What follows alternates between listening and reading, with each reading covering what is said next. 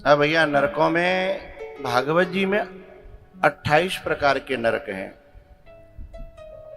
28 नरक नहीं है, 28 प्रकार के क्वालिटीज, 28 क्वालिटीज, 28 प्रकार के नरक हैं, जिसमें कौन से कर्म का फल किस नरक में भोगना पड़ता है, इस बात का पूरा पूरा ब्यौरा दिया है। अच्छा, कुछ लोग कहते हैं कि नरक स्वर्ग वो यही है। दोनों की बात सही है, भागवत जी की भी और उन लोगों की भी। हमारी गढ़ी में यदि कोई व्यक्ति अचानक बीमार हो जाए तो सबसे पहले कहां लेके भागते हैं? नजदीक कौन सा बाजार पड़ता है अपने? पिछोर। पिछोर पिछोर में फिर बात न बने तो डबरा। डबरा में बात न बने तो ग्वालियर, है ना। धीमे धीमे बढ़ते चले जाते हैं। अच्छा, ने का छोटी मोटी को जो बैसोई कछु बैसोई काम है जा तो बात कोई गांव में उन्हें का सुई कुछ अभिवार होगा ना, है। हाँ, तो छोटी मोटी सुविधा तो गांव में ही है, लेकिन बड़ी सुविधा गांव में नहीं है।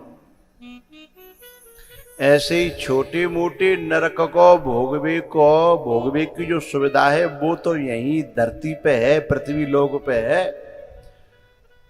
लेकिन कोई बड़ो पाप है रो है, बड़ी बात है रही है, तो यहां वो फैसिलिटी नहीं है। उसको भोगने के लिए तो फिर विशेष रूप से उन्हीं नरकों में 28 प्रकार के में जाना पड़ता है।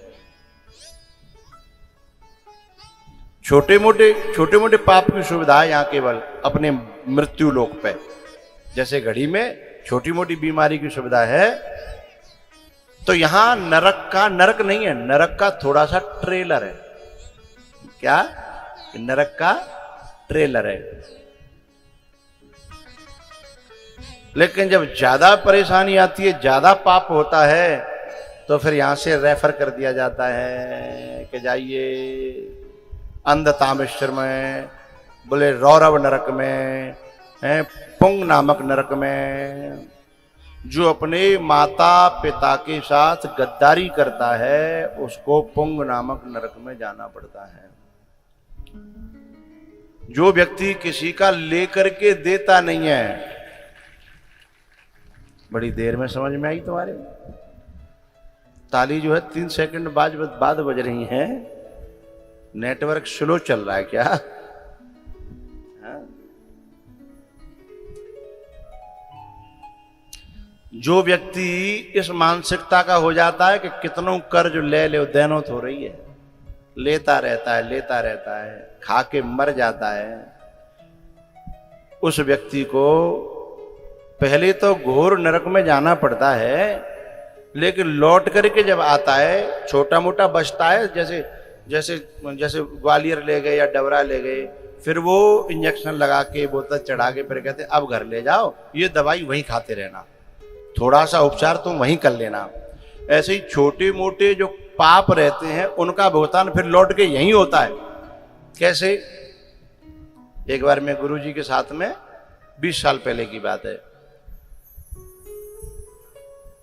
तांगे में बैठा था। तांगे में बैठा तो तांगे में जो खच्चर चलता है, घोड़ा चलता है, उसकी पीठ पे घाव हो रहे थे, जो उससे घिस के, और पीछे से पूंछ जो है ना तांगे से टच हो करके बाम घाव है रहे।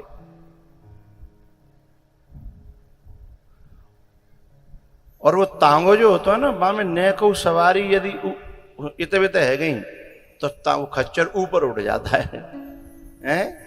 वो इसलिए कहता है कि ने आगे आ जाओ, ने तुम पीछे जाओ, भारी सवारी ने के आगे आ जाओ, हल्की ने के पीछे आ जाओ। नाव की तरह बैलेंस बनाना पड़ता है, हैं? तो गुरुजी बैठे, गुरुजी मुझे बोले ध्यान से देखो इस खच्चर को, इस तांगे को, तांगे वाले को और सवारियों को। मैंने कि बहुत देर से देख रहा हूं, यहां का ध्यान दे देखूं, ये तो रोज को देखे आ रहे हो। बोले नहीं, संत की दृष्टि से देखो। मैंने कहा आप बताओ।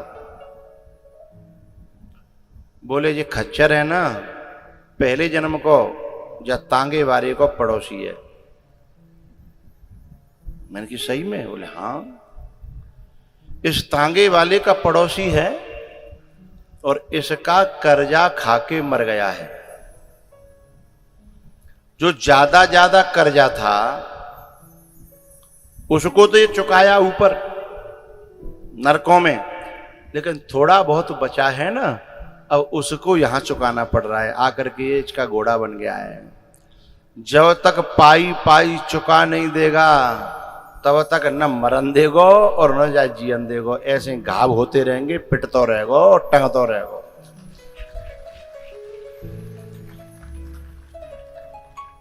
पहले जो इंसान हो, पहले जो आज से 50 साल पहले के जो आदमी होते थे, वे कर्जा से बहुत डरते थे कि भैया काऊ को खाए के हम मरना नहीं चाहते।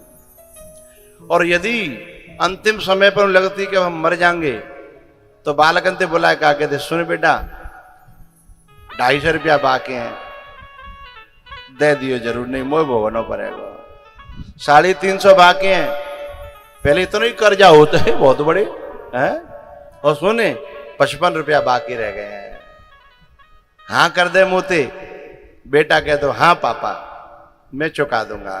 बोले अब मैं संतोष से मर पाऊंगा। हैं? एक ये जमाना था।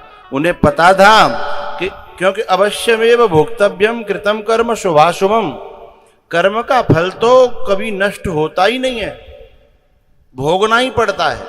ये वो जानते थे। एक तो वो थे मरने से पहले हर व्यक्ति की पाई चुका के जाना चाहते थे। और एक अब लोग हो गए हैं कितऊ तो मिल जाए, कैसे मिल जाए, हैं? वो ज्यादा हो तो देश से छोड़ के विदेश में चले जाएंगे, हैं? सरकार की बात नहीं आवे, हैं? और क्या करेंगे? लेकिन वो ये भूल गए हैं इस सरकार से तो बचा जा सकता है, लेकिन उस सरकार से तुम बच न पाओगे।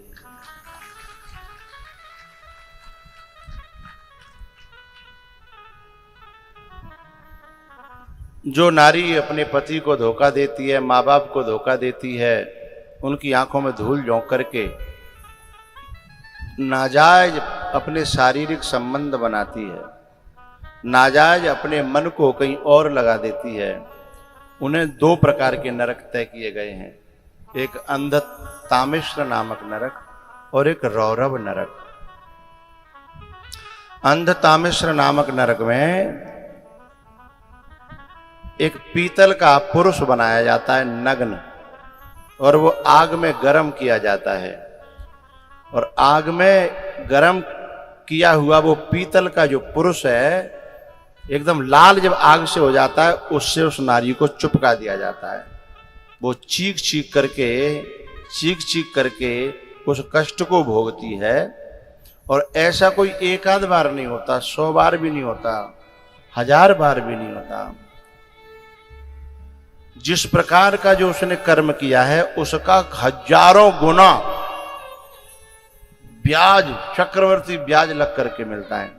इसीलिए गोस्वामी जी ने एक छोटी सी बात कही, क्षण सुख लागे, एक क्षणिक सुख के लिए जन्म 100 कोटि, 100 करोड़ जन्म जितने समय में बीतते हैं उतना समय उसको वही यातना भोगनी पड़ती है। जब उस पीतल के पुरुष से चिपकाया जाता है तो वो बेहोश होकर गिर जाती है, मर जाती है, लेकिन मरती नहीं है। वो शरीर ऐसा मिलता है कि परेशानी तो होगी लेकिन मरेगा नहीं। फिर थोड़ी देर बाद होश आया, फिर जल्लाद आते हैं और फिर उसको पहले आगे से चिपकाया था फिर पीछे से चिपका देते हैं। ऐसा करोड़ 100 करोड़ 100 कोटि जन्म, 100 कोटि 100 करोड़ जन्म में जितना अवधि समय लगता है उतने जन्म तक उसे उस पाप का फल भोगना पड़ता है। एक तो ये दूसरा है रौरव।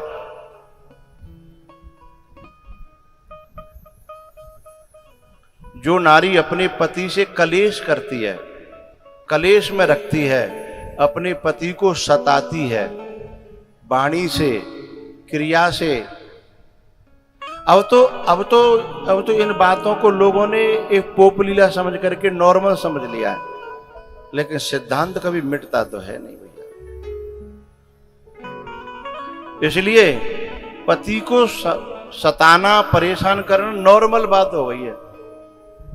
एक व्यक्ति कह रहा था कि तुम अपने पति से परेशान हो तो छोड़ दो, छोड़ दो। तो कितनी प्यारी बात कहती है वो, मैंने कूट पीट के जैसे तैयार करे हो, जाकर और दूसरे के हवाले कैसे कर दूं। मैंने कूट पीट के अपनो जैसे तो ठीक ठाक करे हो, हैं? तो जो नारी फिर वो रौरव नरक में जाती है। रौरव नरक में क्या होता है कि रूरू नाम के कीड़े होते हैं जो बिच्छू से भी ज्यादा जहरीले और दर्दनाक, उनका काटना होता है।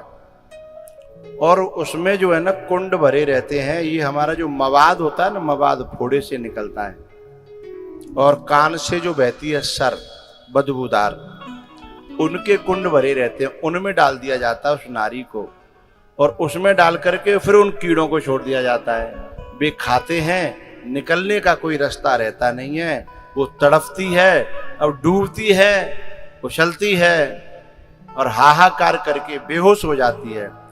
फिर उसे निकाल दिया जाता है, फिर डाल दिया जाता है। ऐसा कितने दिन होता है? रामायण में देखिए, पतिवंचक परपति रत करई, रौरव नरक कलप शत परई। पतिवंचक अपनी मीठी मीठी चिकनी चुपड़ी बातों से पति को बेवकूफ बनाए, उसे ठगे और जो है दूसरे पुरुषों से प्रेम करे, उस नारी को उस रौरव नरक में जाना पड़ता है। कितने दिन? रौरव नरक कल्प शत परई। 100 कल्प तक उसे उसी में मरना पड़ता है। लेकिन गोस्वामी जी बड़ी प्यारी बात कहते हैं, जो खोटे बुद्धि की होती है वो इन सब चीजों को मानती नहीं है, लेकिन उसके न मानने और मानने से सिद्धांत नहीं मिट जाता है। अभी तो क्योंकि उसके ऊपर माया का पर्दा पड़ा है ना, वासना ने अंधा कर दिया है, इसलिए उसे ये बात समझ में नहीं आएंगी। लेकिन जिस दिन वहां पहुंचेंगे उस दिन रोना आएगा कि ऐसा न करते तो कितना अच्छा होता, ऐसा न करते तो कितना अच्छा होता। ये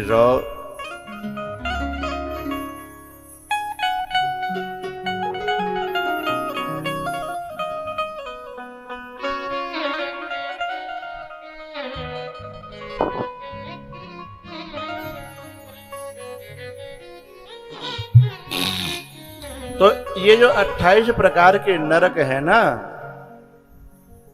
ये उन लोगों के लिए है जिन्होंने धर्म का त्याग कर दिया, अधर्म को अपने आप का, अपने जीवन का आचरण बना बैठे हैं। और एक धर्म का रास्ता है। अच्छा, धर्मात्मा व्यक्ति तुम्हारे गांव में आ जाए, बहुत बड़ा धर्मात्मा होए, तो उसकी सेवा करने का, उसके दर्शन करने का, उसकी पूजा करने का एक अलग ही आनंद रहता है। कोई धर्मात्मा, कोई साधु महापुरुष आ जाए तो रोटी खिलाने में कितनी तसल्ली मिलती है, उसकी पूजा करने में कितनी तसल्ली मिलती है, उसका दर्शन करके कितना आनंद आता है? और वहीं कोई बदमाश आ जाए तो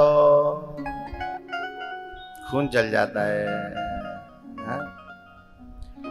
तो धर्मात्मा व्यक्ति जब जाता है, अब इतना बड़ा भंडारा चल रहा है, इतना बड़ा यज्ञ कर रहे हैं, इतना बड़ा कार्यक्रम कर रहे हैं, इसमें सभी धर्मात्मा अपना अपना सहयोग कर रहे हैं। पागल थोड़े आ गए वे, उन्हें पता है दिल में कितना सुकून मिल रहा है। और आगे जाकर के इसका 1 गुना नहीं, 2 गुना नहीं, 20 गुना नहीं, 100 गुना नहीं, 1000 गुना नहीं, लाख गुना नहीं, अनंत गुना, करोड़ों गुना भी नहीं। धर्म का जो बीज होता है, जो पौधा बनता है, तो उसकी जड़ पाताल तक होती है। कहां? पाताल तक। वो कभी सूखता। इसलिए मेरी हाथ जोड़ करके ये प्रार्थना, उस मार्ग का त्याग किया जाए और इस मार्ग का ग्रहण किया जाए।